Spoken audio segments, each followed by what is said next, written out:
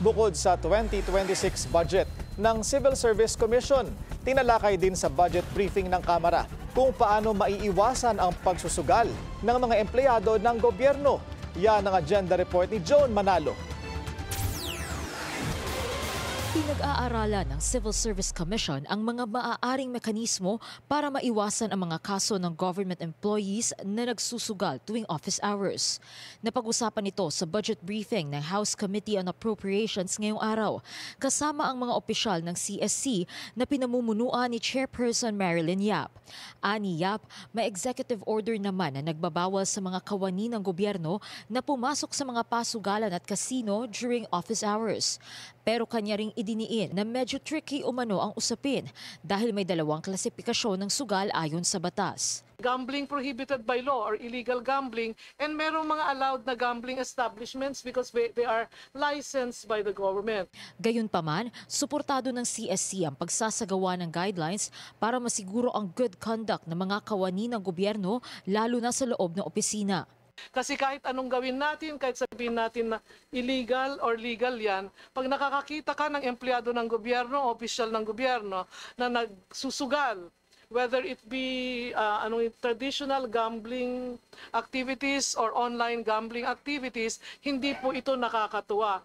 Sa pamamagitan nito ay maiiwasan din daw ang erosion of public trust sa mga ahensya ng pamahalaan.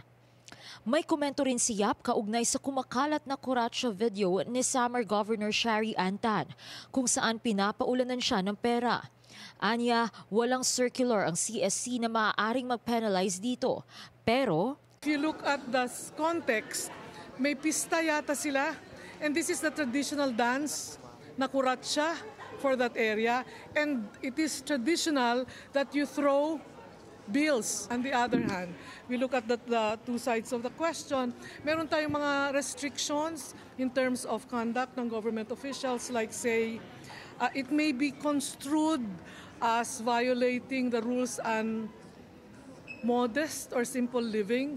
Dagdag pa ni Yap, nakalagay din daw sa civil code ng bansa na hindi nararapat ang ostentatious display of wealth. It can be argued that it is there, instead of being part of a cultural tradition, then it is defensible. So sa naman ng budget, 4.188 billion pesos ang proposal ng CSC para sa fiscal year 2026. Nadagdagan daw ito ng 1.39 billion pesos kung ikukumpara sa kanilang 2025 appropriation.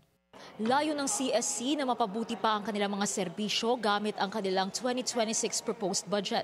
Kasama na nga rito ang kanilang planong pagbutihin ang human resource management at estado ng mga government workers sa bansa. Para sa agenda, Joan Manalo, Billionario News Channel.